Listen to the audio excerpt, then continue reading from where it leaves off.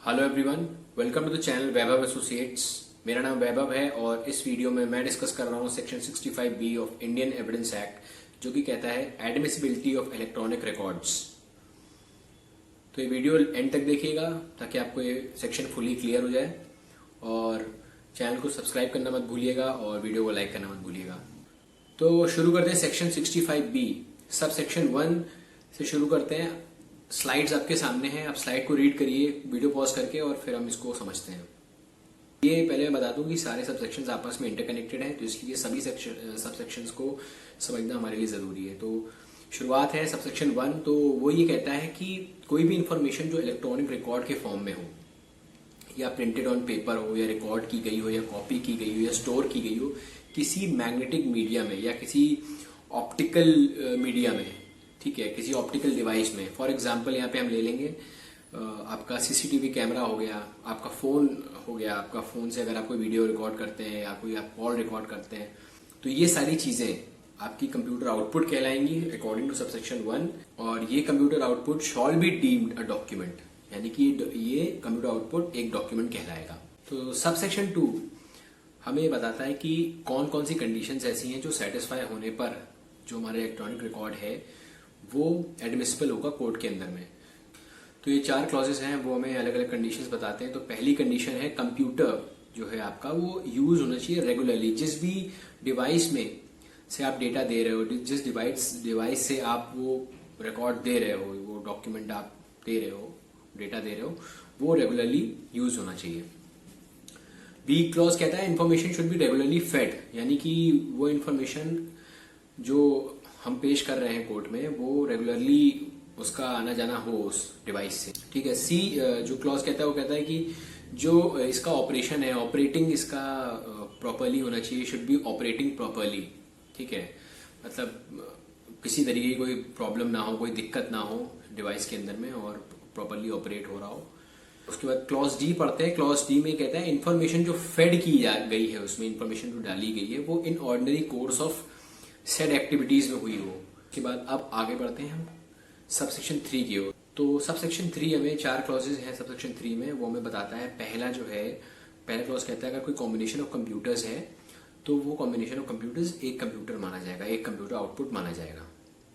For example अगर 2 devices use हो रहे हैं तो वो दोनों डिवाइसेज एक माने जाएंगे, ठीक है।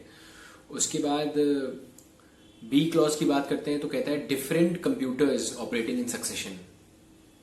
अगर कई तरीके के कई कंप्यूटर्स यूज हो रहे हैं, कई कंप्यूटर्स ऑपरेट हो रहे हैं, ठीक है, इन सक्सेशन, जैसे कि पर्टिकुलर एक कंप्यूटर से दूसरे कंप्यूटर में डेटा जा रहा है, तो वो सारे के सारे कंप्यूटर्स आपके एक कंप्यूटर आउटपुट माने जाएंगे।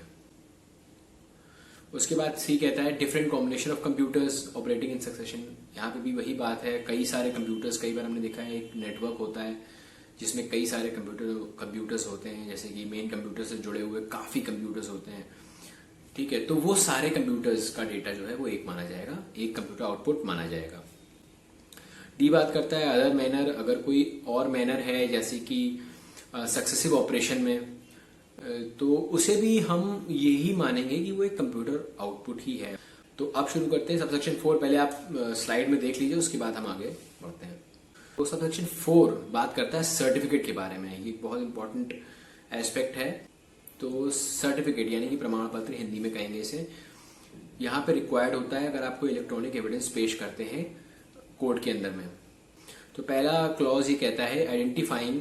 अब जो ये सर्टिफिकेट है, सबसे पहले समझ लेते हैं, ये सर्टिफिकेट आपका जो है आइडेंटिफाई करता है इलेक्ट्रॉनिक रिकॉर्ड को, डिस्क्राइब करता है किस मैनर में वो प्रोड्यूस किया गया है या किस मैनर में वो प्रोड्यूस किया जाएगा। फॉर एग्जांपल फोन है, या आपका सीसीटीवी कैमरे का फुटेज है, या आपका एनी अदर कंप्यूटर है, आपका डेस्कटॉप है, लैपटॉप है, टैबलेट है, ठीक है। तो ये सिंपल ये कहता है, इसको समझ लेते हैं। उसके बाद क्लॉज बी आता है, वो कहता है पर्टिकुलर्स डिफाइन करता है। अब एक सेट फॉर्मेट होता है इस सर्टिफिकेट का, वो फॉर्मेट में आपको ये सारी चीजें 1 by 1 फिल करनी होती हैं। तो पहला क्लॉज हमने समझ लिया वो क्या है, उसका इस सर्टिफिकेट का रोल क्या है। अभी समझ लेते हैं इस सर्टिफिकेट में हम भरेंगे क्या, पर्टिकुलर्स भरेंगे इसमें, इस पर्टिकुलर्स ऑफ डिवाइस। अब इस पर्टिकुलर्स में हम वो सारी चीजें भरेंगे, ये कौन सा डिवाइस है, ठीक है, किस तरीके से प्रोड्यूस किया गया है, कैसे रिकॉर्ड किया गया है, सारी उसमें जानकारी हम डालेंगे इस पर्टिकुलर में। वो फॉर्मेट होगा, आप देखोगे तो आपको उसमें ये कनेक्ट हो जाएगी ये चीज।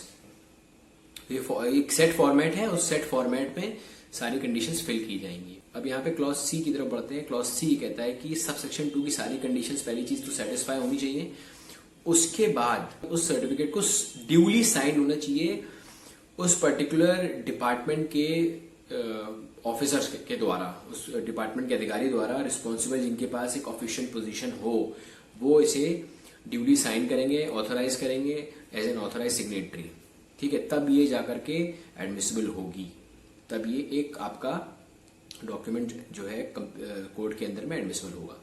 ये सारी कंडीशंस करने के बाद तब जाके ये एविडेंस बनता है, तब जाके इस सर्टिफिकेट के साथ ये जो आप इलेक्ट्रॉनिक रिकॉर्ड दोगे तब वो एविडेंस कहलाएगा। अब हम सबसेक्शन 5 को भी नजर डाल लेते हैं, क्या है, क्या कहता है।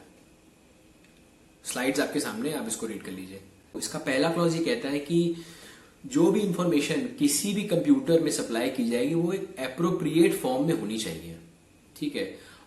अब वेदर वो इंफॉर्मेशन आपकी विद इंटरवेंशन हो, यानी कि मैनुअली रिकॉर्ड की गई हो, या विदाउट इंटरवेंशन हो, यानी कि वो ऑटोमेटिकली रिकॉर्ड की गई हो या ऑटोमेटिकली रिकॉर्ड हुई हो, तो वो एडमिसिबल होंगी। ये कंडीशन यहाँ पे ही बताता है।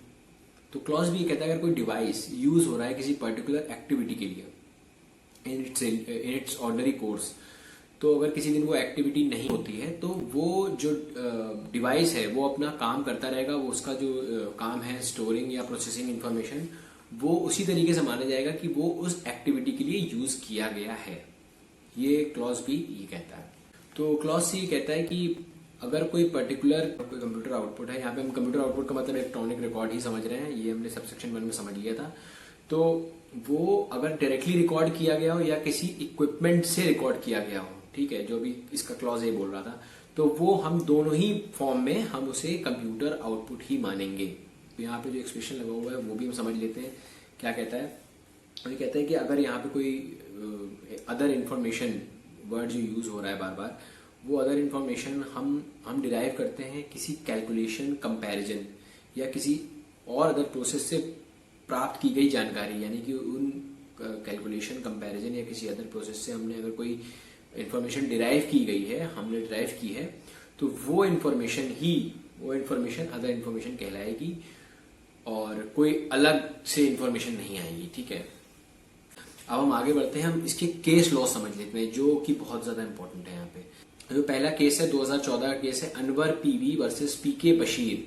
2014 में इसका जजमेंट आया था और इसमें कहा गया था कि जो भी सर्टिफिकेट रिक्वायर्ड होता है क्लॉज बी के तहत, जो भी सर्टिफिकेट रिक्वायर्ड होता है क्लॉज बी के तहत, वो एक कंडीशन है, मैंडेटरी कंडीशन है, precedent to the admissibility of any evidence by way of electronic record.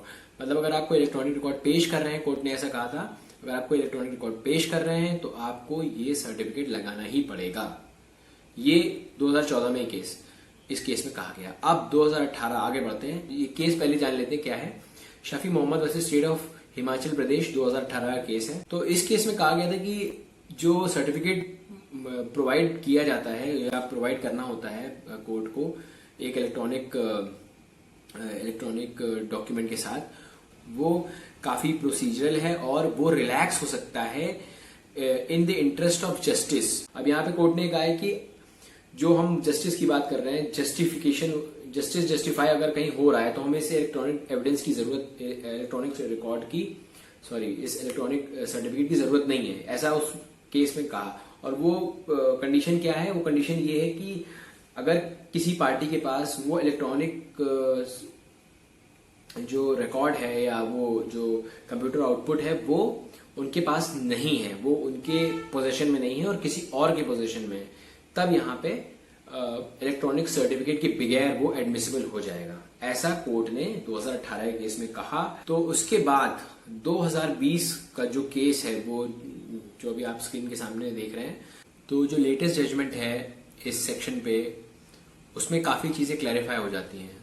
Honourable supreme court काफी चीजें क्लैरिफाई कर देते हैं इस जजमेंट में। ये समझ सकते हैं इससे कि अगर कोई भी इलेक्ट्रॉनिक डॉक्यूमेंट या पर्टिकुलर डिवाइस हमारे पास नहीं है या उस पार्टी के पास नहीं है, तो वो एक एप्लीकेशन लगाएगा उस जज को उनके कोर्ट में, और फिर वो आगे प्रोसीड करेगा। ऑनरेबल सुप्रीम कोर्ट ने ये क्लैरिफाई किया है इस जजमेंट में।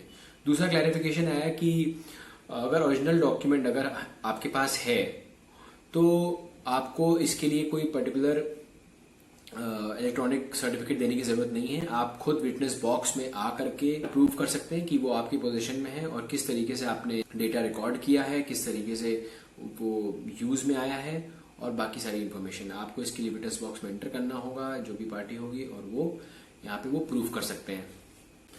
तो आई होप ये वीडियो आपको पसंद आया हो और ये सारे एक्सप्लेनेशन आपको समझ आए हों। अगर आपको समझ आए तो प्लीज़ कमेंट करना मत भूलिए और इस वीडियो को लाइक कीजिए, और इससे मुझे मोटिवेशन मिलता है कि मैं और वीडियोस आगे बनाऊं।